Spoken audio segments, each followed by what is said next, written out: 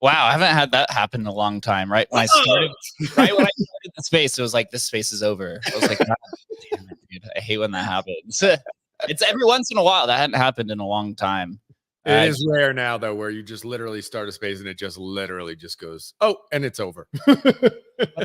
Yeah, thankfully, Spaces has gotten a lot better than that. But yeah, once in a while, you still get the reminder of what Spaces used to be. Yes, sir. Absolutely. So, man, what a day to start off the week. Drama land in the land of ordinals yesterday. Got interviewed. Covered a little bit here, so everybody's caught up. Yeah, I got interviewed by Decrypt randomly. I just basically pointed out that this project that was advertising to be the first runes is not in fact the first runes, and there's no way to guarantee it. And I didn't think that post was going to be that big of a deal, but apparently it was. The idea is super cool, right? You're using kind of inscriptions as I guess a pseudo mining rig to get these tokens. It's definitely Ponzi-like. So it seems like all the DeFi chads are super, super into it. I didn't get airdropped anything, so maybe I'm just salty that I didn't get airdropped a free ordinal stimmy. So that's okay as well. But I'm glad people are making money, and I just think we should hold each other accountable as new people are coming into this ordinal space. I think it's inclusive, of CBRC-20, of all these other meta protocols. If someone's just outright with false marketing and trying to prey on some of the new people coming into the space, I think as leaders and somebody who has, larger account, you should just at least shine some light in it so people can make more informed decisions. And that was my point, and that's what I said to Decrypt. And they covered that. They did ask me about a little bit more of the drama stuff of like who's behind it and stuff like that. And I had told them my side of it, but they didn't put it into the article. So they need more, I guess, on the record, on-chain type evidence. So maybe they'll dig into it. But he seemed like he was pretty interested in it. So an interesting way to start the week. Fun times. Let's make our rounds here. Chris, man, how you doing down there in Miami? You having an absolute blast? Haven't fallen off the boat yet? Yeah, haven't gone for a swim yet. Good morning, everyone. Miami, it's a good time out here. It's kind of just like Vegas by the water. So it's been out here for like a week so far, hanging out. Pretty good. Couple good shows last week. OmniSats with you was great. Some inscription talk, and then some market overview. And upcoming this week, we've got a huge show coming up with Counterparty. So that's going to be a big one as well. Yeah. But excited to get into CBRC-20. I'm with Adam. This is going to be a little bit of a learning curve for me. So there's so much going on. It's hard to keep up with all these new meta protocols. So I think today will be a good one. Yeah, I've been making a joke, which is still kind of true. So respect the community. Every time something is posted about BRC-20, I get like 30 replies that are like, you need to find CBRC. This is the next Jesus. This is the Terminator. So we'll get to learn all about that. Before we do make our rounds, one final hello to one of our favorite co-hosts, Dogfather. How was your weekend, man? GM. My weekend was cool. So I did 2 videos. So one for the OP Cat Challenge, and then I had to redo my shower for the Taproot Wizards because I faded, because I thought I'm too cool, too busy, not like a video guy. So I did quite a cool, I hope at least, Taproot Wizard shower. So I don't know whether it counts, but I wanted to do one for the culture. So yeah, looking forward to cut that. It takes me ages to do that. And yeah, I wanted to write something very bad about RSIC as well. Then I found 2 in my wallet, and I'm like, yeah, cool. Wait, let me dump these first, and then write something bad. Yeah, exactly. That's what I did. So I waited for some, people to buy my stuff, and then I think for like 2 hours or so, I thought about, let's give it a try. Let's activate the stuff. And I was like, nah, that's not the right thing to do. And probably people have some of these in their Sparrow wallets, somewhere hiding. So guys, if you have some Sparrow wallets that you don't check regularly, I think it would be good, that's some effort to check it, and not just your, more modern like wallets. So because you may have some RSIC tokens still in there. And honestly, I like the idea. It looked like a cool thing. I mean, accept all these rune, blah, blah, blah, first token, blah, blah, which is typically never true. I mean, all these firsts. And then I read a bit more about who was probably behind it. And I was like, okay, time to floor it and to, just enjoy the money. And hopefully our crowd cats team gets some OP cats, spots, and then it's I think it's the way better project to be invested. So let's move forward. But I think what we learned is you just need to put the name runes on something, and then if it's okay done, you will have some attention. I mean, I think they have right now like 100 Bitcoin in 24 hours in volume. This is like insane. So the team definitely knows what they're doing. But still, I'm with you, Jake. I mean, begs or not, I mean, if it's like false advertising, we need to point it out. So 100% with you. Yeah, should be interesting. Somebody actually brought up a good point yesterday as well. If you're an Emblem vault holder, you might want to check some of those ordinal vaults, and you might have one of those R6 sitting in there. You might have free money. Wow. Yeah, I don't know what the criteria was. Nobody knows the criteria. Is that right, Dogfather? I don't think anybody's figured out like what constituted you getting an airdrop or not. Does anybody know that yet? I think there are a few collections that were likely to receive one, but there looks like some randomization took place, or maybe just some, snapshots down the road that it's hard to track. I have a prior what triggered my drop, but I mean, some people had really like plenty of those from collections that were likely to receive a drop and did not. I don't know. It looks like either it was randomized or just like, I don't know, hacked together overnight, or a combination of both. And what's the current price of one of those? What's it going for right now?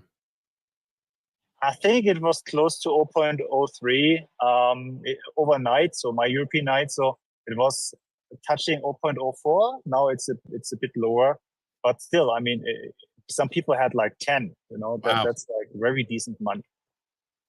Wow. Yeah, so about $1,000. Should be interesting to see where it goes. And without further ado, man, I'm excited for this conversation. If anyone is in the crowd that wants to come and explain CBRC-20 or join the project, or I guess share your project using CBRC-20, please join the stage. It's really an open conversation. We're here to learn.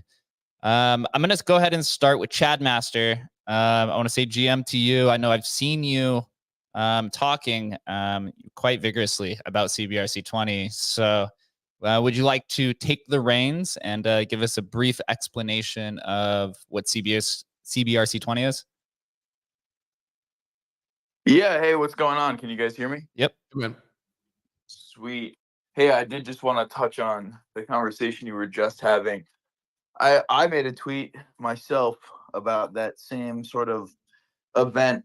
I think it's a really silly thing that we're all so obsessed with, like, oh, what's first? It's like there's this crazy mad dash to do who's going to be the first runes? It's like, what about like the best token? No one really gives a shit about best. Everyone just gives a shit about first. It's like this crazy mad dash to, some people would rather false advertise that they're first than give a project that like actually gives some sort of value. I agree. I would push back a little bit though, because I don't think it's necessarily about being first in terms of being the first there. I think when you're in crypto and also just in the tech space, usually first means that you get first user adoption, which then usually has the runaway network effect. And I think a lot of people in this space are quite aware of that. And I think that's kind of what the rush to first might be. Adam, what do you think? Yeah, 100%. I mean, it's just this, when basically you can create these out of thin air, right? It's very difficult to judge which one, or if any, have any value, right? So humans, being the monkeys we are, look for very, very simple indicators. And as we learned with Ordi Ordi is kind of like the perfect example of that. When you can just create these at infinitum, what's an easy way to put a placeholder on something? And so, yeah, it's just very simple metrics. I agree with you. I don't disagree with you, but humans I think you're nailing it. naturally look for that stuff. I think you're nailing it. I think that, to be quite honest, the fact that there's like almost an element of like uselessness. So we're just like creating some sort of random thing that we're like, okay, well, because it's first now it's best. I think people ignore like some of the factors that really made Ordi successful. I think it's not just the fact that it was first, but I mean, a couple of things. One, obviously, its name is obviously a huge contributing factor.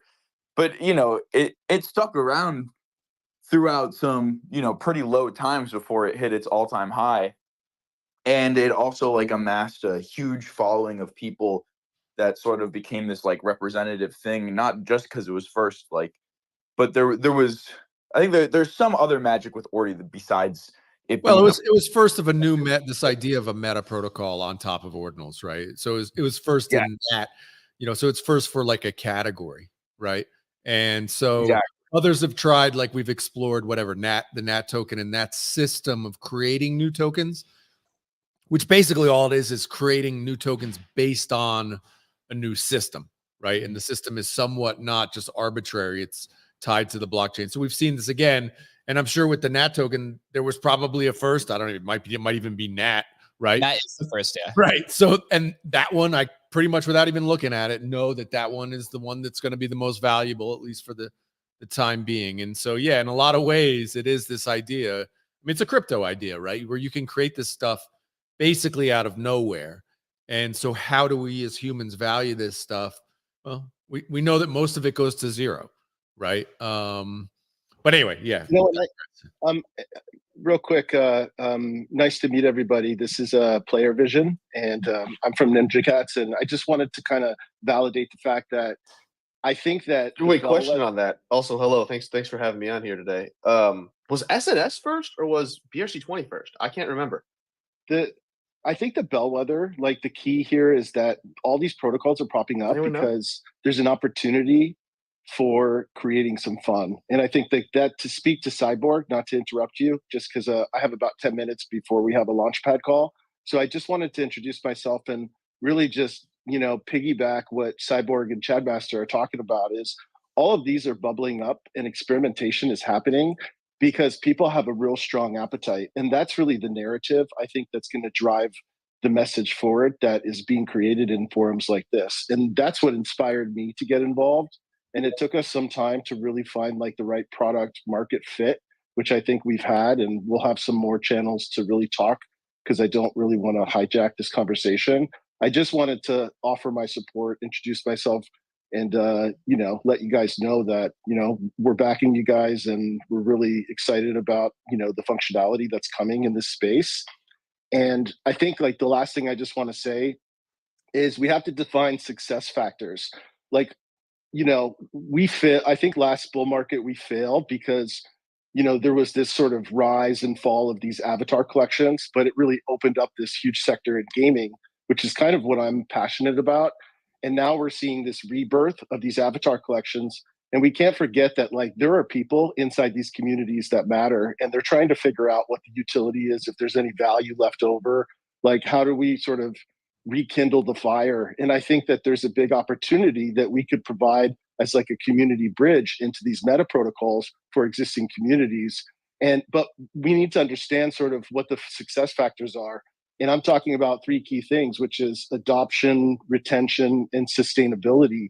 And so, as these things get built out, I really hope that we can define some of this success beyond just token price or floor price, because these are going to be sort of the metrics that we need to have those harder discussions to influence people to come over to this chain and to support these projects. So I hope that makes sense. I hope it's meaningful. And, that's all I wanted to say. Hell yeah. Yeah, man. Sorry. I guess I didn't really answer the question that I think Jake asked me. I was just sort of talking some shit about what you guys were talking about. But Yeah, man. Player vision. You nailed it. I guess maybe to bridge the conversation from what we were talking about, this like emphasis on first, which I think it is a little bit of a crypto thing, but it's definitely more this space specific. I think people have gotten super caught up in what came first, and just like, I don't know. I guess to me, I've sort of been looking at the limitations of the BRC-20 market, and I've been around the BRC-20 market since it formed. I was around playing with ordinals before BRC-20, so I just sort of always saw all of the I saw a lot of the drawbacks of it rather than seeing the positives, and no way in my mind did I ever think that it would reach like the type of market cap, as a whole market that it actually has come to reach. And I bought a lot of BRC-20 tokens early, but that's sort of when CBRC-20, I was having a lot of talks about indexers and how BRC-20 is indexed, because of my community involvement in a different project. So I was pretty up to date on how things were being indexed. And then there was the big ORD clash that was happening with Casey and Domo and Unisat, basically. And so there was that whole fiasco sort of looming. And in the wake of that was CBRC-20, which was which basically utilized a section in the ORD envelope called the metadata and meta protocol fields. So basically, let's get in. Let's before you go off too far. Let's get into high level. Explain CRBC to me like I'm 12 years old. All right, basically, when you're in here, Cybord, you're the guy, so I'll let you take it. Can I take this one? Thank you, sir. Thank you. Hello, everybody. Sorry, I got rugged immediately after I asked my question before. I didn't even get the answer. What was the answer to that? Is it SNS or CBR or BRC? It is SNS. Was like a week earlier, I think, or 2 weeks. Weird. Okay, I thought so. So that is even more testament to like the whole first thing is just totally weird. Anyways, first is not first. Whoever has connections is first. Well, that's so funny. Okay, yeah. So CBRC is first of all the team behind this right now. I am a part of the Moto. You've got Danny speaking right now. We use the Cybord account just to kind of be like a cool figure, the mysterious creator of CBRC, but it's the Moto. And we've been working on a lot of theoretical things in the ordinal space for 6 to 8 months now. CBRC was kind of our beautiful first entry into production. And basically what it is in a nutshell is it's the exact same logic as BRC-20 originally, implemented into a more efficient and a little bit more mature approach of how the syntax of the meta protocol works, and also where the meta protocol exists within an actual ordinal. So when you look at things like SNS, you look at bitmaps, you look at TAP, you look at BRC-20, you look at BRC-420, you look at BRC-100, the list goes on and on and on and on and on. All of these meta protocols kind of have this, in our opinion, this like very naive flaw that no one really thought to change, because the ORD client at the time of these meta protocols existing was only built to be this way. But basically all of them exist in the content field of the ordinal. So ordinals are very funny. It's literally like a letter inside of an envelope, and then an indexer is like a big file cabinet. And so you have all of the ordinal inscriptions inside of, and the inscription itself is like a letter, and the ordinal envelope is literally like an envelope that you're putting that letter inside of. And when you want to sort through those things, you have this big file catalog or file cabinet of all of these envelopes. And to find a meta protocol that is based inside of the content of an ordinal, it is akin to having to open up the file cabinet, and every single type of text envelope, right? Every single type of text file, text letter, you have to open up that envelope and then read through all of the content and see if the content of this letter fits your meta protocol definition. If it does not, you close the envelope back up and go to the next one and open it up and et cetera, et cetera. And Like so BRC-20, for example, with the the BRC with JSON. So what makes the CBRC-20 different? Yeah, so CBRC is only existing in the envelope. So the content of these ordinals is completely arbitrary to the CBRC meta protocol because we use the meta protocol field of the envelope that Casey and co implemented back in, I want to say September, the first week of October, in org 0.10. And so it's kind of funny because I think it was September, maybe mid-September was when the freeze conversations first started. And everybody in BRC-20 kind of freaked out a little bit and chose to just stay on 0.9. And immediately after that decision was made, Casey and the org team decided to implement an actual official field in the ordinal envelope that allows you to write what meta protocol you are using. And I don't know if he intended for people to use this field as like just a flag to say this is BRC-20, or if he thought people would do what we've kind of done with it, which is your entire operation is in the field of meta protocol instead of in the content. But we saw that idea. December 8th was the day that he didn't add any documentation, Casey, for this feature. So it was super, super, super low key and was not really used by a lot of people. And then December 8th, we saw that there was some kind of slight change in the ordinal GitHub that fixed something on meta protocol. And we were like, oh, we didn't even know this existed.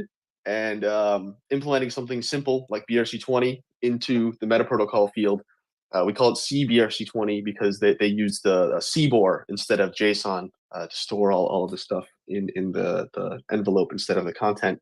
But Cybord is just like a more compressed version of JSON, so it's a little bit more, I think like 60% less data when you're inscribing something. So yeah, we first started with this, right? And yes, everybody has the second coming of Jesus, as Jake said so elegantly. Is definitely what people are kind of running with. But I think I think so many people are so excited about CBRC because they know that indexing is like the hardest part of any of these meta protocols is building an indexer. And so did this just allow you to create or allow anybody to create brand new tokens using your so I could issue a new ordi in your protocol? Is there like a number of digits that I can make tokens out of? Is it limited to 4?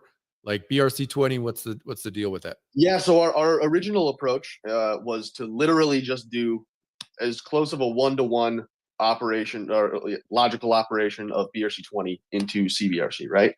So yes, as of right now, there are 4-character limits. I think we changed it to 8. It's in honor of the original BRC-20, correct? So you could remake those tokens or the name anyway. Yes. Okay. So yeah, I would say that there's the real allure. I would say is that you're putting. So all of your BRC-20 style inscriptions, they all exist in the content box, and all of the information for these CBRC-20 inscriptions exist in the metadata meta protocol fields, which are like more hidden. And so it allows for a couple things. It allows more complex things to be put in those fields because it's like compressed data. It allows for potentially better indexing to be made. And it also allows for that content field to be blank, which means that the amount that you're actually inscribing is far less. And the amount that you're indexing is a little bit easier to keep track of. And it allows for some extra creativity with that content box because you can, instead of writing 5 lines of JSON, you can let's just say, write the name of the token and the amount that is on the inscription, or infinity, right? That's why there's these JPEG collections that are token and JPEG combined, because you're actually like inscribing in the content field an image along with the token information in the subfields. Basically, that's the really quick summary. So that can have a unique image with each token, or there's one for like a token. So if I make a ordi CRBC-20, it has one for all of them. There's no protocol level enforcing of any content ever. So if someone wants to make like the Cybord punks just released, and they have a bunch of images, 10,000 images, and I think 10 million tokens. And in theory, it's the indexing of the NFT collection is done by Magic Eden. It's not done on the end of the protocol, the token protocol, but the token protocol indexing is done by us. So there's like a kind of cool game of like consensus where people choose to view, okay, there is this token and there is this image, and on a protocol level, they are not linked at all. But aesthetically and on a social consensus level, they are linked. And so you see people like considering C-Punks and the Cybord, the Pepentinos. You see them considering the ones without the token to be not real, and the ones that do have the token to be real, even though there's no protocol level enforcing that. It's kind of cool. Yeah, it's like there's this the best practices, I guess, haven't been created yet as to how a project might want to launch. You know, if you have a profile picture collection and you want to attach it to tokens, you know, do you mint out the entire supply yourself as a team and pair the tokens with the images that you've minted and try and sell them as bunches? You know, like what's the best practice? This has sort of been something that has been experimented with over the course of the past month or two, because it's a little bit of an interesting new game. Again, I know Cybord sort of is going. That's sort of the intro to CBRC, and then there's maybe a little bit more of a rabbit hole to go down. So, Adam, we have actually seen something similar to this on Bitcoin before, where data is being put in the metadata field, right? On Counterparty, they've been doing this for a while, putting the different type of image files inside of that Counterparty token. Most specifically, stamps, right? Is like you have that string right in the description. I believe also on Stacks, STX-20 is also utilizing the metadata field somehow in some sort of way to make it a little bit more efficient. So it's not something new. It is something novel to Bitcoin ordinals because that metadata addition wasn't added or supported until they said something like September of last year, September, October, if I have that right. Yeah, sorry, go ahead. It's the future, in my opinion, of all of this stuff. I think a lot of this stuff is going to be utilizing these fields more and more because, again, BRC-20 in general still does have its limitations as a protocol, and indexing it is just going to get harder and harder. And so there's going to be, I think, a big push from other protocols, meta protocols, to use these fields in ways that are unique and that sort of aid with scaling. Because, again, BRC-20 as it stands, you know, as it gets bigger and bigger and bigger, the database to index is going to get near impossible, or the cost benefit analysis of people running this indexer is not going to make much sense. It already costs a lot of money to actually run. That's why, like, you know, a platform like Magic Eden doesn't even deal with BRC-20 tokens because it's such a huge overhead cost to run a BRC-20 indexer versus the fees they could actually make on trading it. And again, why do you think yours is going to be lighter? I mean, I understand it can be significantly lighter, but when you do this, you also open it up to many, many times more use cases, right? So in theory, it might not be. It's not. I don't know. What do you think? In terms of building an indexer, it's way, way, way, way easier for any dev to do that because they don't have to open up that content and view every single text file like BRC-20, TAP, etc. All these different token protocols. They have to do that. If BRC-20 was a proper, like, you can put the content type as a JSON file, not just a text file, but the very first inscription ever of a BRC-20, the BRC-20 ordi deploy, was a text file, not actually a JSON file. It's just a text file in the format of a JSON file. And so for BRC-20 to work, I think probably 35 to 40 million of the 50 plus million inscriptions are text files. You have to locally store every single one of those text files onto your computer. You can't just really filter it. And so we use a kind of cool, novel way.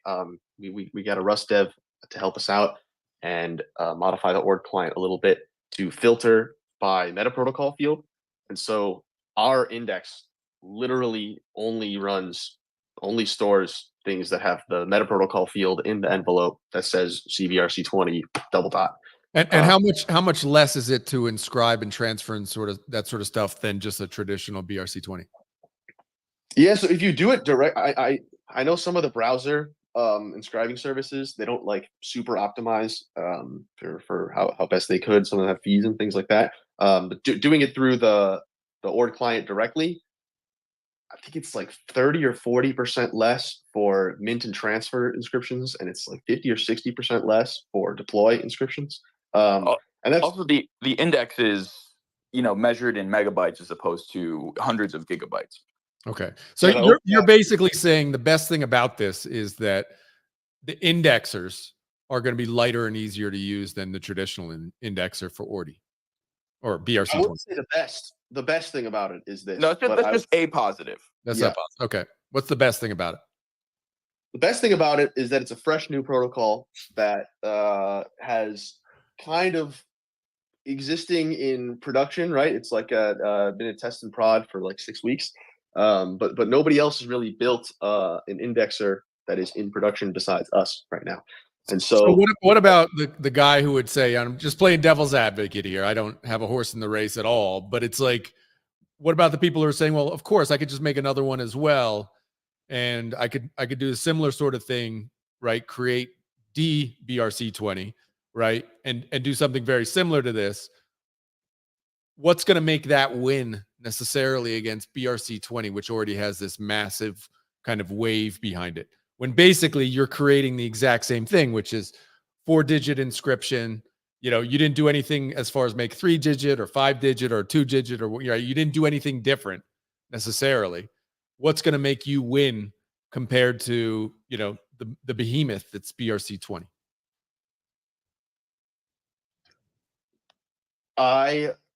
Basically exactly what I was just saying, which is that it's a new protocol and no one else has built an indexer in production yet besides us. And so BRC-20's biggest problem, in my opinion, is not the fact that it had a limited first version. I think that's totally fine. Like the first thing should be very simple. The problem with BRC-20 is that the indexer state is so fractured, and everyone running an indexer has different incentives than the next guy, that it's very, very difficult for them to try and push any kind of update that deviates away from the original. It's not even Domo's spec technically, it's actually Unisat spec, because they removed some of the things that Domo said. So Unisat defined what BRC-20 is, which is JSON file or text file on chain that is limited to 4 bytes, right? And you can mint, deploy, or do transfer inscriptions that require a 2-step process of sending tokens from one place to another. And they did that because they make a lot of money that way. Props to them. It's not a dig at all, but they took Domo's idea, kind of let him take the credit for it, and then implemented things that benefit them over anybody else. And now 9 months later, it's a $6 billion market, and everybody wants to do cool stuff, but they can't because it's so limited and so fractured that pushing a protocol upgrade is a fucking nightmare. And so in our case, we are look at Unisat swap, for example, just to elaborate real quick. Yeah, Unisat swap is a nightmare for them to try and figure out how to do withdrawals from their modules, try to do the white modules, because they would need all of the indexers across the entire ecosystem to basically update within the same 24 hours. They would need to turn off BRC-20 for 24 hours, have everybody update in the same amount of time, and it's a video game token. We're all trading video game tokens. So is CBRC. So is TAP. Everything is like Fortnite V-Bucks right now. I love it. It's awesome. And so our Fortnite V-Buck currently is not super fractured in terms of this is what it is and this is what it is forever. And we have a lot of ideas of what we want to do with this thing. So the first thing that we did is called Xmail, which is basically a single inscription transfer that you don't actually have to send any Bitcoin from you to the person that you are sending your virtual tokens to, because everything is already virtual. So if you simply have an indexer that recognizes in a secure way when someone makes an inscription of transfer 1 moto to jake.sats, and your indexer recognizes that and can validate this person has the balance to do that, they're not trying to move someone else's balance, etc. There's no reason why any of these tokens that exist right now cannot do that. The only reason is purely perception, because BRC-20 has been kind of limited and no one's really tried to super uproot that. So we did that with Xmail, which kind of hammers in the fact that we are working with virtual tokens. All these tokens have a virtual state. Even BRC-20 I've heard a lot from people that BRC-20, people think BRC-20 is more secure, quote unquote, or more real than other meta protocols because every single inscription has been moved from one wallet to another wallet if you want to transfer tokens. And that is not true, because if you accidentally spend, if I have 1,000 ordi and I make a transfer inscription for 1,000 ordi, and I accidentally spend that 1,000 transfer inscription as my fee, and it gets sent to a miner, the Unisat indexer will just negate that ever happened and will recredit your balance to your account. So on chain, if I were to index every single valid transfer inscription of ordi, I don't know how many there are. Maybe it's 10. I think there's more than 10. But even if there's only 10, you still are going to get a difference in what the on-chain state of BRC-20 says versus what the off-chain state that has all these rules applied to it. And so we call this a virtual state. And CBRC-20 is really trying to hammer in, like, we are doing virtual things. We don't need to limit to what Bitcoin is, and that's what makes it different. I'm not gonna like tell you that it's the second coming of Jesus. You know, I know the holders go a little crazy sometimes, but we're just trying to do cool stuff that I think everybody's like aware you can do, but no one's really reached out to try and touch it yet. And we would like to see the whole space go this way. So we've discussed a little bit about the improvements, right? You can also add images to this protocol, which you cannot do with the BRC-20, right? It's more cost effective from the inscription perspective.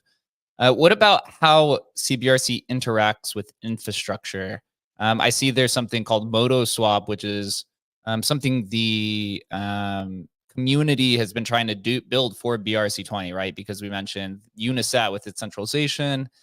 I obviously have been working on OmniSat with that team for 9 months. And again, 10 months to get to where we are for BRC-20 has been quite difficult. Although I've seen MotoSwap, which is, you know, a similar version of that, has popped up much faster at a much faster rate. So there must be something there that is more efficient to allow builders to support CBRC-20 than, you know, this kind of like rudimentary version of BRC-20. So I'll just ask you, you know, Cybord, like, what is it about CBRC-20 that is more effective for builders that they could spin up this infrastructure at a quicker rate? Yeah, again, my personal understanding of the major roadblock of something like OmniSats, or even like the Ordi Swap, or what's the other one, Dot Swap. There's so many of these, right? That want to do a DEX for BRC-20. But literally every single one of them requires a bridge or a side chain or some kind of their own centralized thing, which the entire space of ordinals and meta protocols is inherently centralized in a lot of ways. So I don't take it as like, yeah, I'm slamming anything. This just is the way it is. And the biggest problem I would assume with building a DEX for BRC-20 is that there is no BRC-20 OP swap. Absolutely zero indexers will recognize that you are trying to swap a BRC-20 token if you inscribe something with BRC-20 OP swap. It just won't work. And until you get the hundreds to thousands of indexers that are running BRC-20 infrastructure to recognize something like that, you're basically making your own meta protocol, which is cool in my opinion. Like I also think the more meta protocols, the better, to a certain extent. You know, maybe the toilet paper ones were a little bit too far. But things like there's two big decisions for like BRC-20. One is everyone who is holding BRC-20 and has super emotionally and bags, you know, feelings tied to BRC-20. They have to come around and recognize, like, wow, we have to stop trying to say that things are coming when they are not possible to come, because we don't want to step back and fix the market and the infrastructure and the protocol, because that can hurt our backs. Like I think a lot more people holding BRC-20 tokens would rather they stay very simple, they don't change anything, and Ordi keeps on going up. Like sounds great to most BRC-20 holders, I would guess. But the side effect of that is that you are going to be restricted to PBRC-20, OP deploy, OP mint, OP transfer forever. There is no escaping that unless you upgrade the protocol and really take a hard look at how do we slow this $6 billion market down a little bit. And I think that's unlikely to happen. And you have to get incentives to align too. Like Unisat wants to do their swap, and they want to do things their way, and they've sort of been dictating how things are going to go since the beginning. And again, incentives aren't aligned across that entire market in order to actually do something ambitious like upgrading the BRC-20 protocol. Makes complete sense. HO, thank you for being patient. What's on your mind? What's up, everyone? Nice to meet you again, to talk again in the great spaces. Yeah, I have a small question for Cybord regarding coming back a little bit, talking about Cybord's funks and, the first project that launched,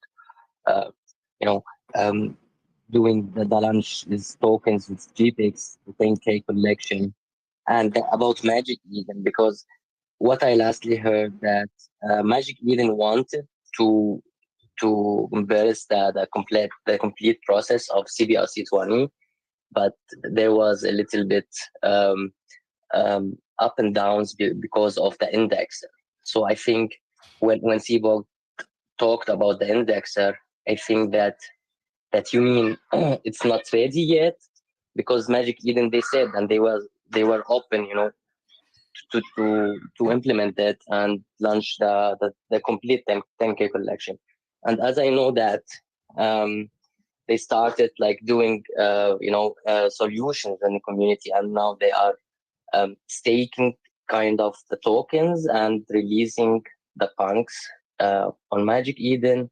I know also another project, Peeponut, or some also, yeah, you are also supporting a lot of new projects and Peeponut, but they launched the pre-sale, but they haven't launched yet. Is there a marketplace or something that you're also supporting or working with? Okay, a lot of questions in one one talk. I'll try to start from question number one. Okay, Magic Eden and Indexer. Yeah. Magic Eden has been super cool. Highly respect them and their dev team. Summer Season, I think, is the guy's name. He's a really cool guy. Basically what we've done is we have taken the stance that BRC-20 did not take, because we have a little bit of control over this protocol right now in a way that obviously Domo simply never had control of BRC-20 ever, because Unisat took his idea, let him have the credit for it, and then sneakily kind of did their own thing that actually wasn't his idea. And now he's kind of stuck with being the face of BRC-20 while BRC-20 exists in this not super defined way.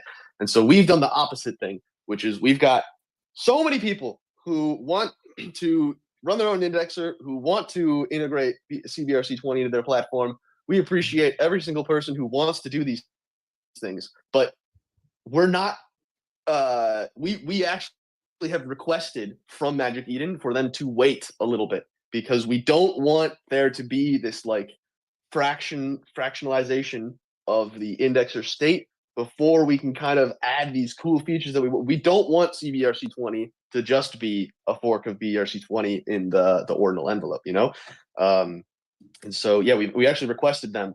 Wait, so what are you waiting for? We are currently right now working on a way to like really well define what the indexer is that we have right now, and then we're going to start onboarding some partners. Wait, are you saying your indexer isn't ready? You launched it without it being ready, bro? Come on, man. No. You said you were building a new, better indexer. Now it's not fucking ready, dude? No, again. Not again, bro. Is it ready or isn't it? I thought you were doing things different. Better, stronger, faster indexer, and it's not ready? We literally launched the CBRC-20 without anything. We had a website, we had a crafter, we had absolutely no indexer. I thought this was supposed to be better, dude. You said it was going to be better, and you said you haven't even really built it yet. What is chill? Chill the fuck out, dog. Holy shit. I think he's talking about the documentation aspect. People understand. Bro, I mean, come on. Well, I mean, look, man, you coming on here and you tell this is supposed to be a better indexer than BRC-20, and then it's not really built yet. Come on, man. I mean, I'm sorry to FUD it, but dude, come on. I think you're misunderstanding something, bro. Go ahead. Yeah, you're misunderstanding. You're like mad. You've got some feelings. Obviously, I looked through your Dude, Twitter. I have literally zero horse in this race. Zero BRC-20, zero BRC. So I have zero horse. You're saying it's better, and you're saying it's better, but now you're telling me it's not actually ready. How is it better if it's not even ready yet? The documentation for an open source indexer is not ready, which is something BRC-20 still doesn't have to this day. Fucking relax, dog. Holy shit. Tell me how it's better. That is not the question I was just asked. The question I was asking is, what? Funny. Adam is trolling. Mad disrespectful right now. That's crazy, man. You're telling me it's a better system. You're telling me it's a better system, and yet there's no system yet. It's like it's an idea that it's better. But what are you talking about? We literally have multiple cases of the indexer running on our end. What you are missing is that it is not fully documented to share with other people. So instead of giving them an indexer that doesn't have full documentation for them to understand what they're doing, we've requested for them to wait so we can do this in a safer way. That is mad disrespect. How long does it take to do the documentation? That's crazy. How long does it take to do documentation? Like, if you already built the indexer, if you've built an indexer, tell me if you've built an indexer, are you not building documentation while you're building the indexer? Have you ever built an indexer? No, I'm asking, bro. I'm asking. This is a learning session. I have no idea what's going on. I'm trying to learn what's going on. You are not trying to learn. You're trying to insult me right now. You're trying to put words in my mouth, and I'm feeling mad disrespected right now. I think I'm out. This is really, dude. If this is, you can't take, dude. This is somebody. Are you kidding me, bro? I'm here to learn. What are you talking about, dude? Come on. You're not here to learn. You're here to insult me right now because you obviously have some emotions about how people have been telling you what CBRC-20 is. Versus dude, literally, this is the first I've ever heard of CRBC-20. I have no idea what this is, dude. Are you kidding me? Yeah, Cybord, you're I think he actually realized, I think he thinks I'm talking too. So I know that for 1 week ago, because do you know Unisys and the Domo, they are discussing about something because they are want to upgrade the protocol. So basically, you know, the BRC-20 is that kind of that will be split the market, but we are just insist the BRC-20. I think that that's all these holds the general opinion, right? Can we get clarification on who exactly was providing that criticism? Because on it's Adam. I'm Adam right here, man. I'll raise my hand. It's Adam. It's Adam. We do a live stream, okay. So we're live streaming the same. We're talking through the same mic. That's how you have to do live stream and spaces. And if you're watching the live stream, you could see Adam's literally been laughing this entire time. Okay, so he's dude. Literally, I mean, if you can't, whoever he left the space, I mean, it's ridiculous, dude. If that's like, I am completely open to new ideas and new things, and you tell me no, indexer takes 6-8 months to build. You tell me documentation takes 6 months to build. All right, just answer. Okay, fine. I don't know. I'm literally asking questions. Well, that's not exactly what he was saying. You kind of cut him off. You kind of cut him off and really didn't understand what he was saying. There is an indexer running. The indexer is built. They're saying that the unique advantage of CBRC-20 at this stage is they're able to make protocol upgrades to the indexer without it being sent out to 15 different entities that have varying incentives for running an indexer and not creating such a fractured state. So they're able to, again, work and upgrade the indexer to what they might deem to be like a final state, and then at which point open source and share. I get it. So that's actually very similar to Ordi, right? I mean, it's like Ordi took forever to like launch. Ordi doesn't have. Ordi isn't the. Ordi's a shit coin. We're not talking about. No. I'm talking about the Ord, ordinals. Like it takes a long time to get like a fully baked version. So that I totally understand, and I understand that completely. So you're saying right now an indexer is working, but the team behind it is taking time to finalize kind of all the details on it. Do I have it right? So let me just before jump fully in and open clarify. sourcing it. So Chad Master, let me just jump in. So I'm a project that's building on CBRC-20. Okay, I need instructions and documentation in order to integrate some of the different functionalities that are coming out. So the process by which we establish partnerships and actually start partnering on a hands-on level involves the exchange of information, and that gets translated into engineering requirements, which is needed from the documentation aspect. So they brought some stuff online, right? They tested in prod. It worked. They've been revising and iterating on it, in real time. And, there are different conversations at individual and group levels coming to fruition about how different projects want to engage with this new meta protocol. It's a process, of establishing and documenting, what type of instructions are needed in order to interact with the technology. And that is normal if you have any engineering background to understand. So you can have a strong opinion, and this space should be like that. But we're dealing with a lot of engineering minds, not, social media influencers, that are comfortable communicating in these kind of forums. So we're trying to encourage ordinals across all protocols and growth and community. And when these rivalries, or these sort of heated discussions come out, when you're dealing with fragile engineering personalities, you're sending the wrong signal, and you're not encouraging, community building when you do stuff like that. So that's just my constructive feedback. Again, if you're putting forth some sort of argument in bad faith, like just like laughing about something you really have no idea about, it's kind of like, why did you host a space trying to educate people about CBRC-20 if you were just trying to dunk on it the first chance you have? And then you really don't even know what you're talking about. So you're not really doing a good job of dunking. You're just laughing like an idiot. Oh, so, okay. So then tell me, have they released any coins or tokens along this protocol? Yes. Okay. So, there's a whole. If you're saying they don't have any, I mean, come on, man. You're what space are we in? We're in crypto here. So I mean, come on. Yes. And if they can't take a little heat for what they're doing, then you can't be. Well, I mean, come on. If you're telling me they're doing a brand new protocol, which there have been many. Okay, they're going to have to defend what they're doing.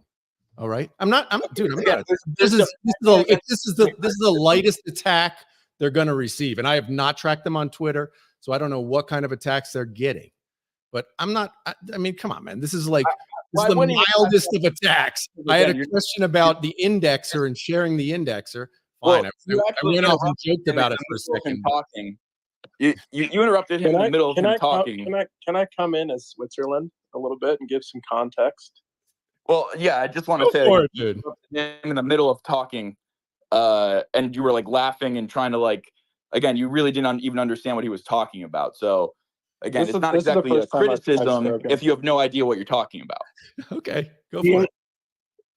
GM guys, sorry to interrupt. I will give you a voice in a second. Sorry, man. And greetings to Switzerland from Poland.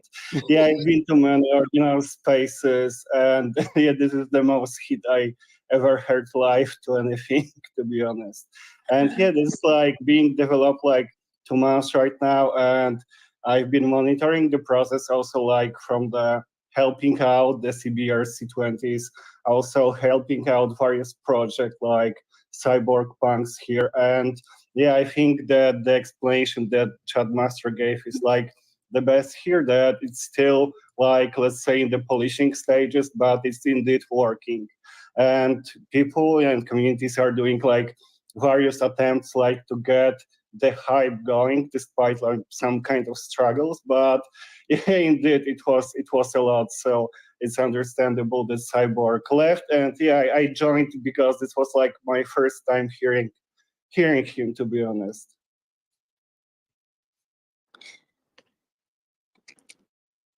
Hello guys, can I know where you live? Which country are you live?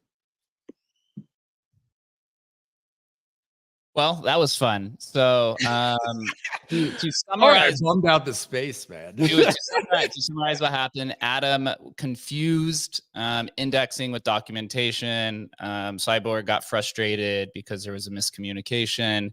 he left. He thought it was me, apparently speaking. It was definitely not Jake. Jake did not. And then just posted like a FUD about me. Oh, no way.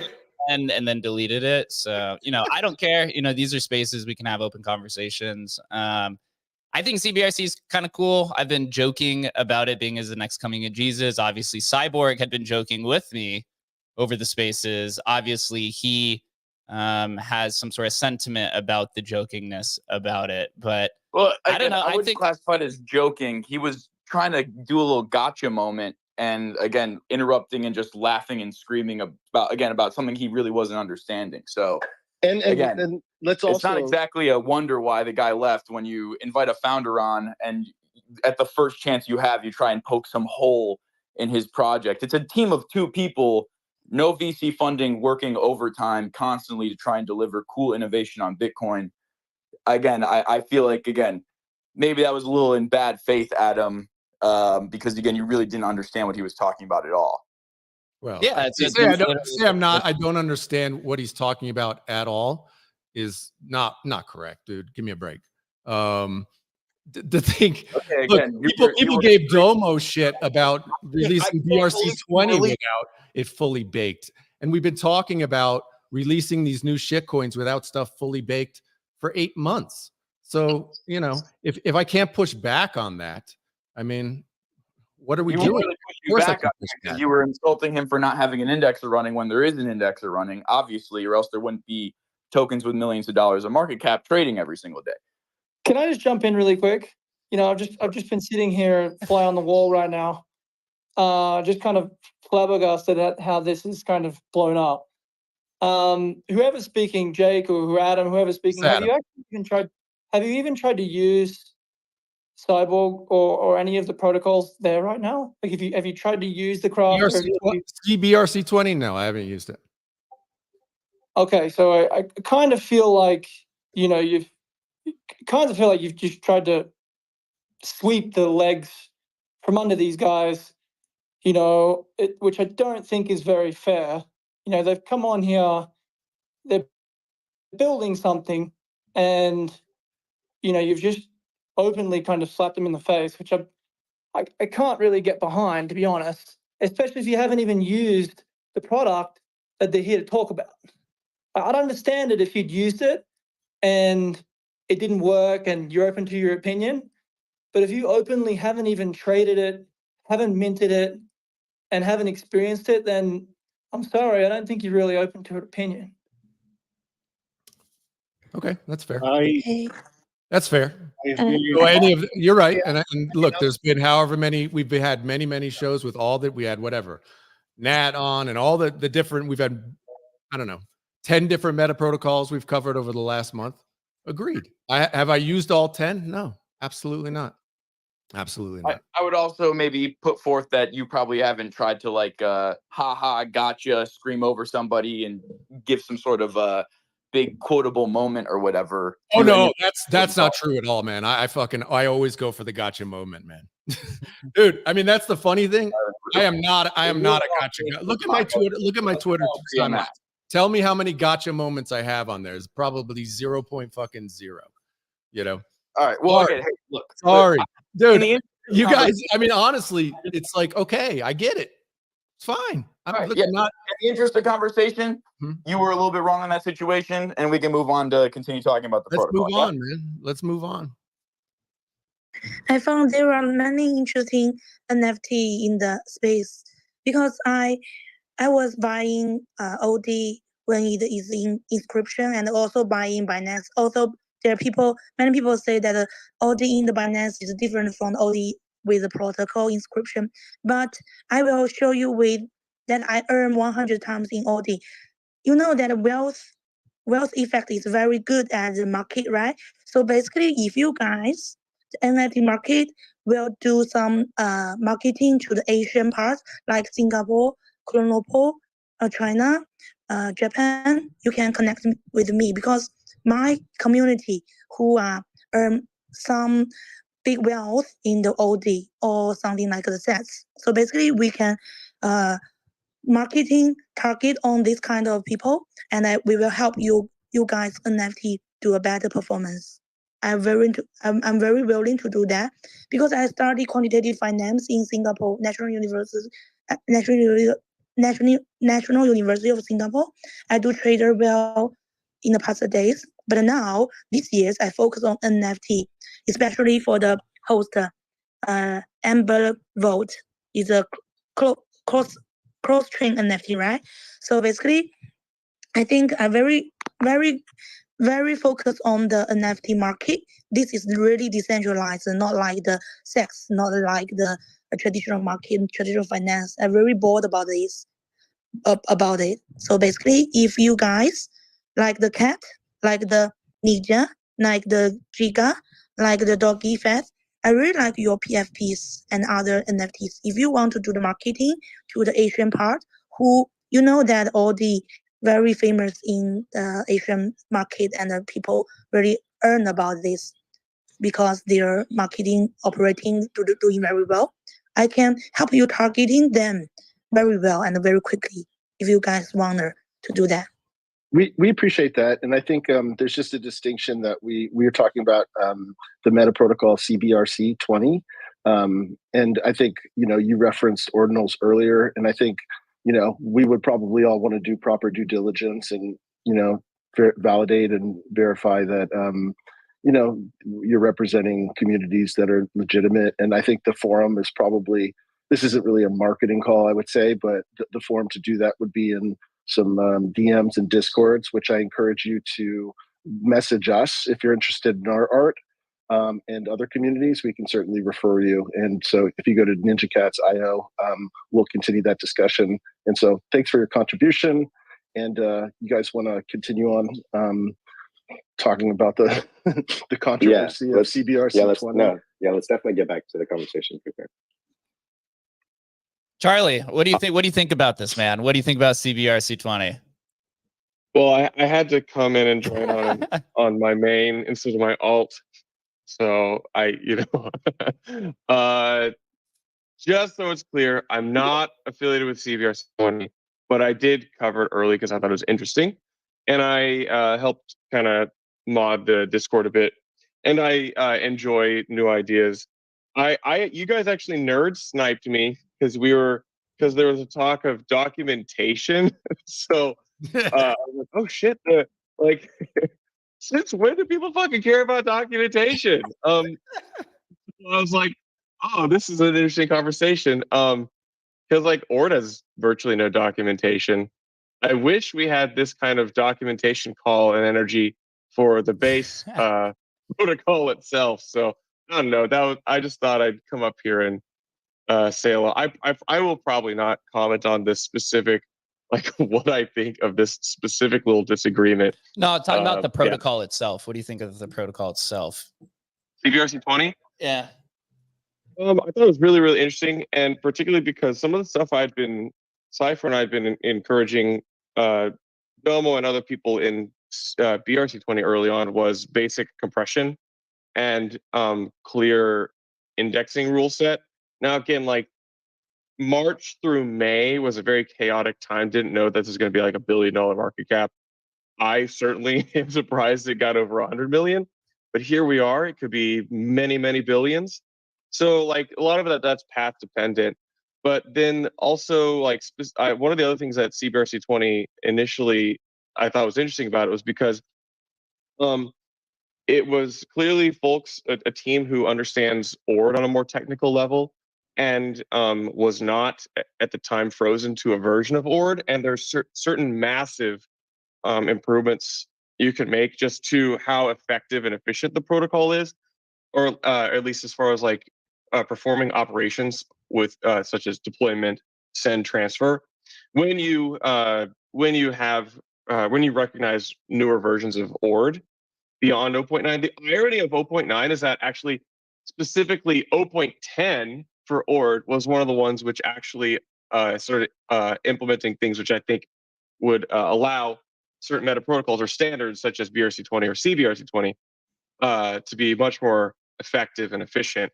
And so I thought that was an interesting design decision. And then also it was a little it was probably not a very well identified thing they built at the time, but the the tool you use to mint and deploy and mint, the like encryption tool they use on the front end, actually is the crafter is pretty notable because I actually don't even want to describe why I think it's really notable, but I do think it's really whoa, why, man? You gotta tell us. Come on. What do you mean?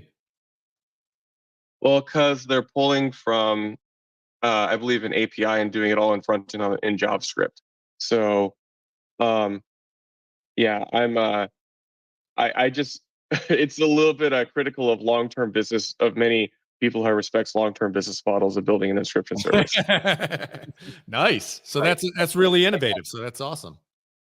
Yeah, and I think Cybord, before he was cut off by Adam, was literally about to go into the benefit of exactly what CB was just talking about in regards to how, again, having the added flexibility of defining the rules for your indexer and having a very robust system of indexing that's not only faster, easier to scale, and more efficient, but you can enable it to do more things, again, as long as these things are well defined. And then again, all of the instructions are put in compressed fields, so you can have more complex instructions sent to this indexer that, again, ideally you have docs and robust infrastructure supporting it. Again, we're talking about indie team trying to make some cool innovations here. Again, with all those things combined, you can actually end up with a much more functional and much more attractive protocol in terms of like what you can actually do with it. And again, I think these are the things that people are really, really excited about long term. That's why you see so many people talking about this on the internet and stuff. It's not so much that in its current state, oh my God, it's so different. It is different. There are key differences that are important to understand. But the future of this protocol is as limited to what the team currently can think of and develop in a way that's going to be able to be distributed to all the people who might want to run the indexer. It's limited to their imagination at this current state, so that's where there's a lot of excitement building, and that's where there's a lot of opportunity for other builders to come in, again, especially as they continue to develop the indexing system and define the rules for what they're doing. There's going to be a lot of opportunity for other projects to come in and start developing as well. I agree.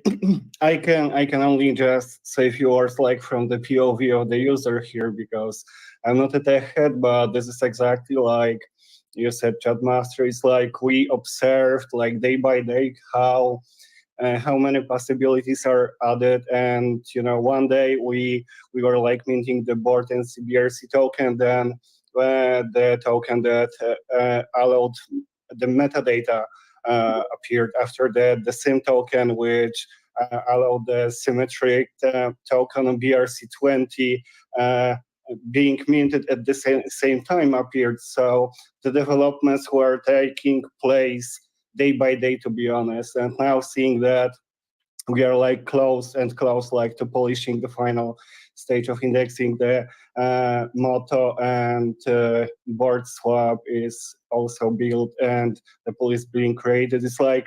It's straight up to the imagination, to be honest. And yeah, it was like day by day. Never have I seen such meticulous development, and I just say it as a user. I do have to prep for a meeting here in about 5 minutes, but I think the other last thing that I wanted to say, which I found particularly interesting, of the directionality, I think some of the either implicit or explicitly stated design decisions of CBRC-20 or the team behind the actual indexing and protocol definition, is that is the possibility of alternate interpretations of inscription enveloping and inscription implementation. This is a little sensitive. So it's been my personal opinion that there is a protocol and then the reference implementation of the protocol, which is the ORD client. And I think Casey has shepherded this incredibly well, and he's built it incredibly well. But I've been pretty vocal in my opinion that there's a difference between the implementation of that client and the protocol itself. And I don't think it's super clear where the line is. And I really like teams which are exploring and have the technical capabilities of doing different things, just because I think that's generally the sign of a robust ecosystem. So that is one thing that I thought was particularly interesting. It's also pretty complex because we're dealing with like everything you don't know about fungible tokens, with everything you don't know about Bitcoin, with everything you don't know about NFT culture, and now go do something that's never been done before. So my last thought is I really appreciated the brief call for documentation. I wish we had more people calling for documentation on ORD itself. So I've been the guy for a year. Would love for other people to also call for that too. So good conversation, guys. I'm gonna dip. All love for documentation. I do want to call on Steven, who's here from Magic Eden, who wants to provide some color on the conversation. So Steven, first question is thoughts on BRC-20 or CBRC-20, excuse me. And then second question is what type of lift for Magic Eden does it take to add or adopt a new meta protocol to the marketplace? Yeah, for sure. So the first question is, what do we think about CBRC-20? Well, I can speak for myself personally, so nothing comes from Magic Eden here. But basically, I kind of want to just like address like the short conversation that was being had earlier, and I just wanted to say that like just regarding like how people interpreted the representation, the arguments that are made. I do think that like Adam, that like your argument, I understood that your argument, right? Like what is actually done, what is actually not done, and so I just wanted to start from there. So I would say that CBRC-20 as it stands right now is a strict improvement on top of BRC-20 from a technical point of view, right? Basically using a different field that's more compressed and also adds an interesting way of allowing like non-fungibles and fungibles living together, since BRC-20 uses the content field, so you literally having scriptures that displays JSON, whereas now with CBRC-20 you can have the fungible part defined in the meta protocol and metadata while still having like art that lives on, and then we have collections such as Cybord punks and so forth, right? So that alone is cool, and I would say that it is well, as if it stands right now, it is well defined. Like I've helped like pushing towards like being more precise of the documentation that BRC-20 kind of is actually fairly vague. For example, like their documentation states that it needs to be for characters for the ticker, but what is character, right? Like characters can have different byte length and so forth, and so even in CBRC-20 it makes it explicit that's 4 bytes instead. So and the implementation is actually well documented for what currently exists. So I think what Cybord was mentioning, which I'm well aware of as well, is that there's like there is a way for us to, or it's not that we can't implement, and this kind of leads to the next question, which is it's not that we can't implement what's currently defined for CBRC-20 right now. I think the ask from Cybord is kind of a strategic one, right? Like it's a lot easier when this protocol is still centralized to do effectively hard forks or updates that are a little more breaking, right? Then once you have like multiple parties involved, then you have to worry about ecosystem updates and so forth. And so in that spirit, we are willing to wait a little bit for the Cybord team to kind of cook a little bit more on that regard. But in terms of the current protocol as it stands, it's actually quite simple to implement. And also I agree with I also agree with the fact that like needing to move away from using the ORD itself as the implementation of the ORD envelope. I've also personally been working towards writing like a independent ORD envelope parser so we can have like CBRC-20 honestly be independent of the OR indexer itself. Go ahead, Chad Master. Yeah, again, and Steven, thanks for hopping up here, man. We haven't really talked, but again, I'm very aware of how in touch Magic Eden has been with Cybord, which is again super cool. And he nailed it literally on the head. Again, I really wish the conversation didn't start out so combative, because again, we're really in the meat of what is exciting about CBRC-20 right here. Not only as Stephen mentioned, there are technical improvements, but again, as it stands, there are, again, as he mentioned, hard fork, but you don't really have to hard fork if you are, the centralized entity running the indexer. So again, they have a unique opportunity where there's a lot of market interest, but they also have a lot of, again, development room to grow and make upgrades to the protocol.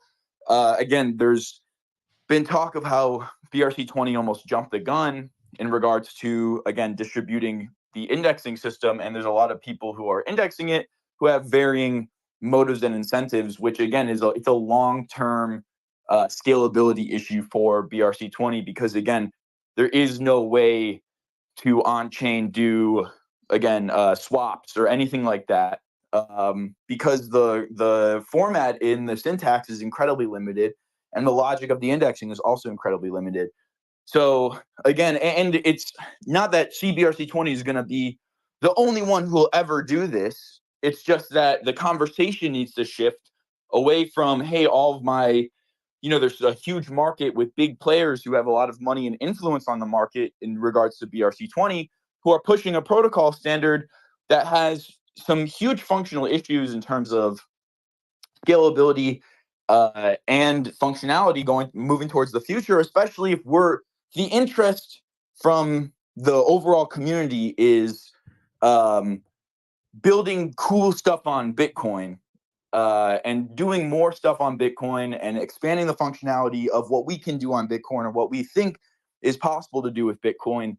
Then, sticking with BRC-20 in terms of long-term development is a hugely hamstringing. It's a choke point for innovation and development within Bitcoin. And again, I think that more projects like CBRC-20 that try and push the envelope of what's possible with indexing, especially because BRC-20 has showed us that relying on these off-chain indexers is something everyone's okay with, then this is the path forward to actually developing cool stuff like apps and stuff that work directly with Bitcoin. So again, it's not that CBRC-20 is going to be the second coming of Jesus. It's just that there's a lot of really exciting opportunity. And again, I think that a lot of people are really excited for the future in regards to what might pop up, not only from Cybord, but from other teams that may be inspired by the type of discussion we're having. And again, maybe push forth ideas that really move the needle for Bitcoin development, not just trading NFT shitcoins, You can see just how interesting the whole protocol was from the start by the amount of people like CB Spears, Chad Master, Lifo, and many others that volunteered basically to put their time and try to help to develop it free of charge. So this is notable. Okay, I want to note again. This is Jake speaking. If you're confused, me saying this is the second coming of Jesus is the most lighthearted comment I've been saying as a joke. I thought everyone understood that was a joke. Maybe, maybe you didn't. No, Jake, you started a movement, my friend. Second thing, UTXO intern on the live stream asks, and maybe Chad the Master can answer this. He said, "Is there an API or indexer I could run to get token state?" Right. Okay. So this is what we were talking about before. The indexer is not open or shared right now because again, that's sort of the conversation. I think it's a valid criticism if Adam was go back into the past and say, well, hey, there's no shareable indexer right now. That's a hugely centralized point, which is completely valid. That's a totally valid criticism. And again. And I'm just speaking for Cybord right now. So this is, you could take this with a grain of salt. But what he has been saying, what they've been working on, is developing that indexer to a more advanced point so that they can share it with people, and you don't have to push some sort of, if there's 10 different entities, including Magic Eden, running indexers in the current state, if they wanted to push an update that expands the functionality of CBRC-20 and what you could do with the tokens, that would create a much more fractured environment and potentially enable double spends. Again, it's everything we're seeing on BRC-20 right now in regards to the distribution of indexing there, because let's just say you're Unisat and you want to push your swap. Well, in order for the tokens that are being swapped on your swap to appear valid on, let's just say OKX's indexer or something like that, you need every single person running an indexer for BRC-20 to update simultaneously in order to avoid double spends, and again, basically breaking the entire system. So it's a point of centralized. It's a point of centralization right now, but it is also a benefit moving forward towards the future for development, because once they do come up with the indexing standard that they want to open source and allow everyone else to run, ideally they're not going to be hamstrung by some of the same limitations that BRC-20 is hamstrung with. Got it. So one final question then is there any action items of somebody who's interested in maybe getting on a wait list or anything like that? Who do they reach out to start that conversation, to be ready for when that is available? Yeah, the Cybord account has been, I think, pretty accommodating in terms of communication with people who are trying to build. Again, they are, I must emphasize, an indie team. It's just 2 people working on development right now. So again, there's no VC funding or anything like that. They're just enjoyers of development or whatever. So reach out to them and try and get in contact. Again, I know a lot of projects have tried to get in contact with them. They've been in open dialogue with people, but again, I believe that the ethos behind what they want to do is, and this has been expressed by Cybord to me multiple times, is emphasis on open sourcing. So there will be a full suite of documents, and again, every resource that anyone might want will inevitably come once they're finished, again, with this indexing process, in terms of the final state, or a state that they at least want to test in prod with. So yeah, anyway, long story short, try and get in touch with Cybord, DM him, or DM Danny, and yeah, see if there's any sort of open line of communication there for development. Got it. Yeah. Having a small team is quite tough. I'm very familiar with that. Emblem was 4 people for a year before we just hired Chris, who's on stage. So completely understand that. I actually have one final question. Maybe Cyborg was the better person to ask this though. Is there any type of new innovations that can be introduced from CBRC-20? For example, on ordinals, some of the innovations that we've seen kind of be extrapolated to other chains, or things like inscriptions, BRC-20, bitmap, maybe NATs. Is there anything of top of mind that's kind of in the cutting edge of new introduction of new products or protocols from CBRC-20? Yeah, and I just, I'm talking about maybe more hypothetical possibilities. But please let me speculate for me. Okay, so a couple of things. One, we have already seen, I think there's a CDRC-20, so they're the Doginals, basically following the exact same concept. That's already out, and things are happening with that. Obviously, so they're running their own custom version of the Ord client that allows people to filter ordinals by the meta protocol field, which, again, that may sound like nonsense to some people, but that's a hugely important aspect, because it allows people to run basically custom indexers. And maybe Steven from Magic Eden can verify this information, but I know that there's been maybe pushback on their end. That I may have heard this incorrectly, but just basically the overhead for running a BRC-20 indexer, given the bloat of all of the things that need to be stored within it, is massive overhead cost, which is, again, it's an issue with scalability. And so allowing people to run this custom ORD client that allows you to filter by meta protocol can basically make your indexing, again, be measured within megabytes instead of hundreds of gigabytes that you need to store locally.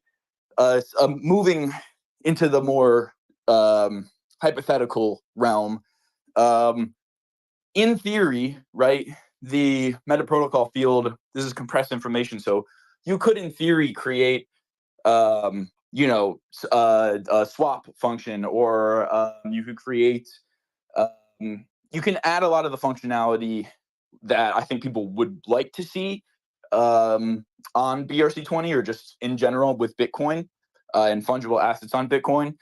You can add a lot of this logic as long as you define the syntax correctly. The index, and then again, the indexer on the back end can recognize that syntax and execute those functions.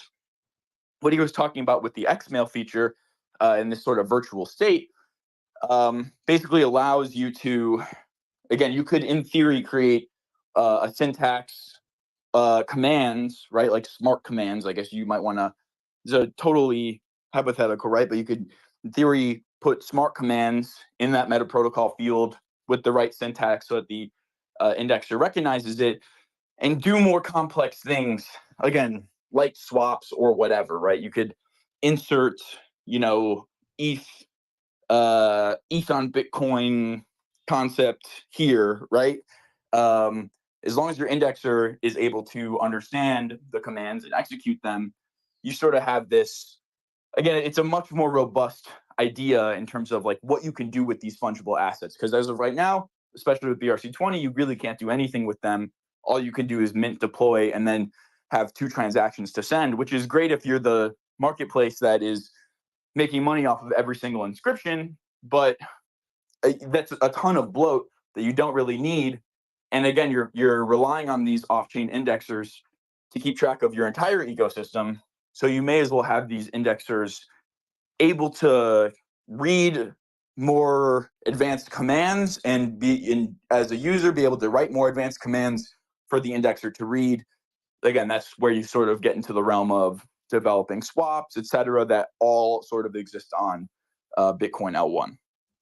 Yeah, it's really exciting. I think everybody really wants swaps on L1, right? That's exactly what I'm trying to do with OmniSat. It's very, very difficult, but with the metadata field, it sounds like this can be a little bit more feasible. So Chad Master, really appreciate you for the explanation. I think we'll kind of wrap it up here. I know. Yeah. Sorry, go ahead. If you don't mind, just to put a bow on this entire conversation. I hope it's a nice bow.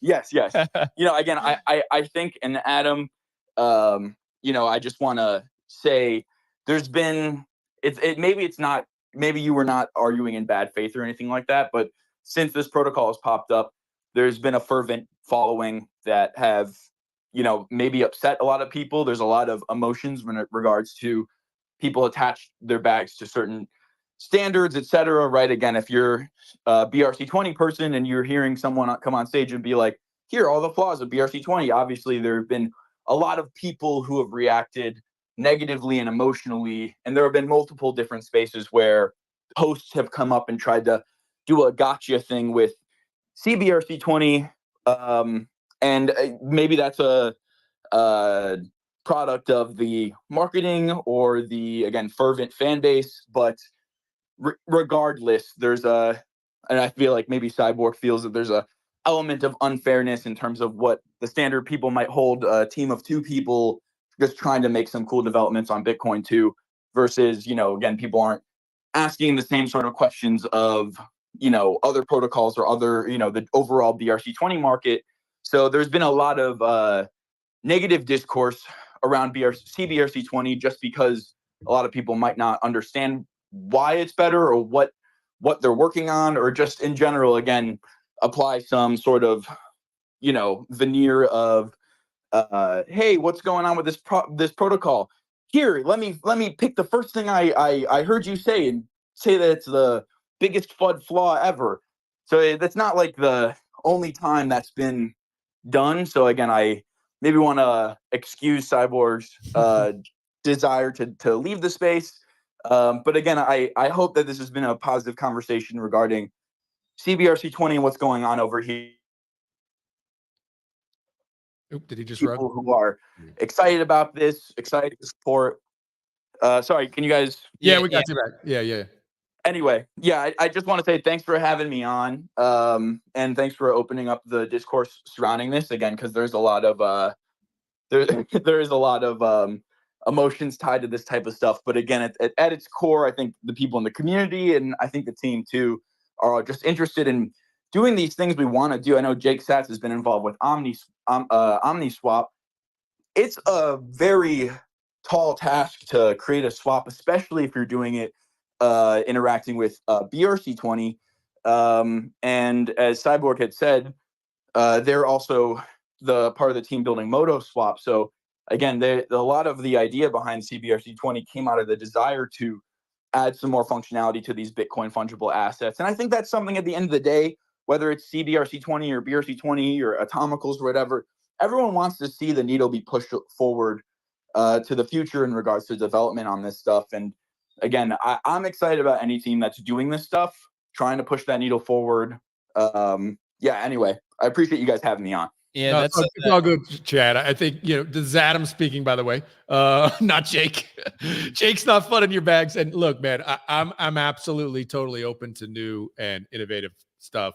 And if I came across as like fudding, absolutely not. And it was not from a malicious standpoint at all. Probably haven't had enough coffee. So if you guys felt attacked or whatever, it's more just my joking nature about it and giving shit.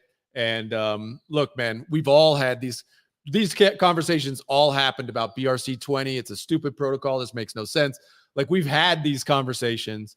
And obviously I can understand and appreciate if you guys have gotten some FUD on Twitter or some like hate, because like if you're here, you're getting it. So I appreciate you guys and your belief in something and you guys working to make stuff better. So good on you, man. Yeah, look, first I pinned to the top Cyborg's tweet, his FUD tweet about us. So if you guys want to either give it a love and perpetuate it or comment and say that Adam is very sorry for being very mean. He's a bad man. It was also just honestly confusing because me and you talk through the same when you live stream this, you have to talk through the same account through Twitter Spaces. So if you're not able to make the distinction between two different voices, I could see that being quite confusing, and some people do be confused. But ultimately, me, again, Jake, I think CBRC-20 is cool. I've interacted with it. I've participated when it came out. I played around with it. The fact that MotoSwap popped up so fast was really kind of the most interesting thing to me. That's why I brought it up beforehand. I hope the whole reason why CBRC-20 came out was because of Moto, because you can't do anything on BRC-20 except for mint and transfer. You can actually do DeFi now on CBRC-20. You can do airdrops if you're a project. You don't have to pay insane fucking fees, and let alone the fucking indexer mess that fucking BRC-20 has. So I mean, I just want to keep it straight. I don't like sugarcoating anything. It's just this is what it is, and I just like being straight up. You can't do shit with BRC-20. You can do some things, but I do agree it is more efficient. OmniSat can be CBRC-20 integrated as well. Just wanted to clarify that it is. You can tie in any type of fungible token onto, or that's available on Bitcoin. I hope, again, we could have this conversation at some point. Tell Archimedes that the Emblem team apologizes. It was definitely out of love. You could even go back to the live stream, like the actual video component, and watch the entire interaction. Adam totally is laughing about it, but I'm glad we can as well.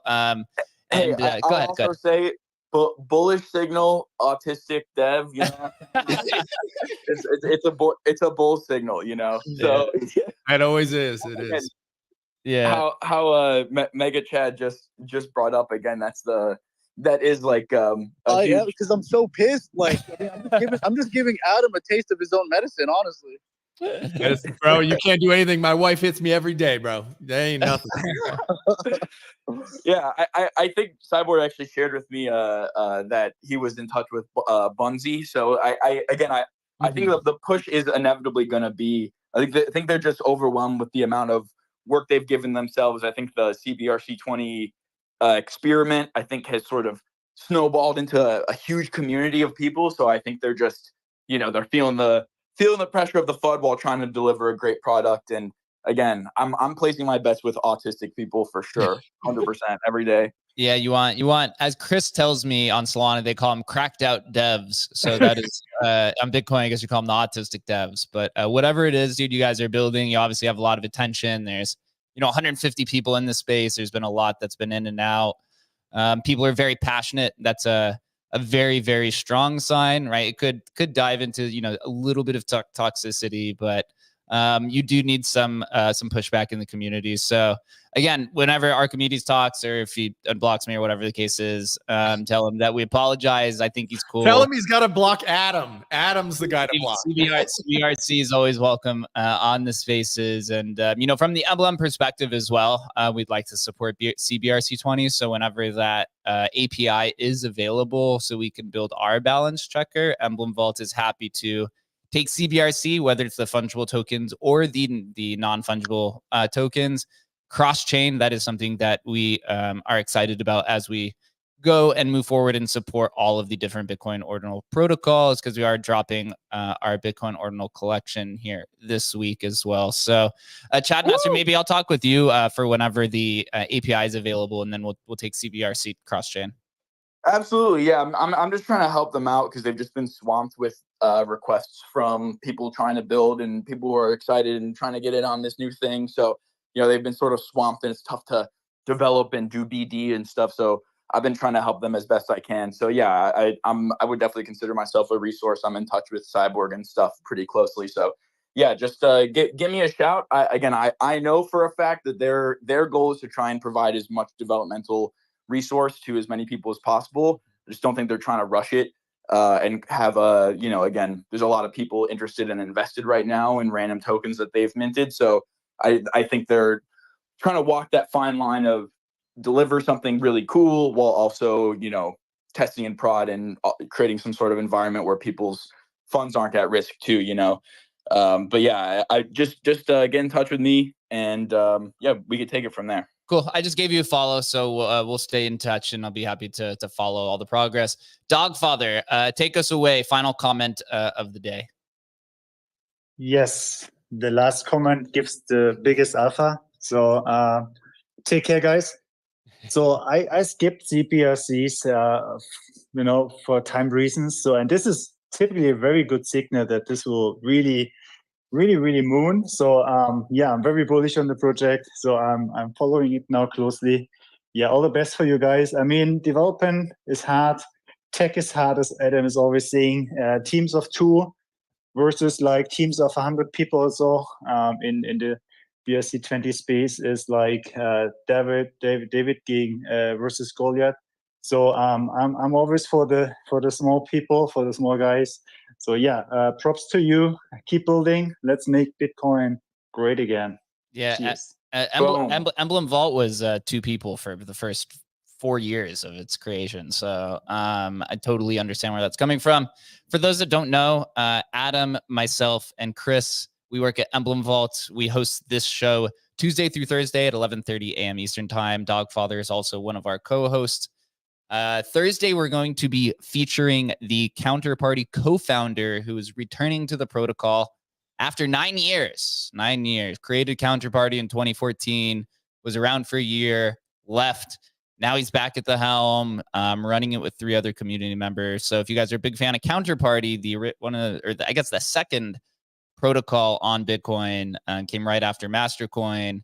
We will be talking with Adam. I don't know how to pronounce his last name, but his name is also Adam. So this will be his first interview in 9 years. So hopefully you guys can follow that. Make sure you just follow the Emblem account. Give Chad Master and everyone on stage a follow as well. CBRC-20. As you could tell, there is a lot of passion that is in the community, which, as Dogfather says, is a very bullish signal. Until then, guys, we're doing market discussion tomorrow at 11:30 a.m. Eastern Time. And until then, we'll see you. Bye.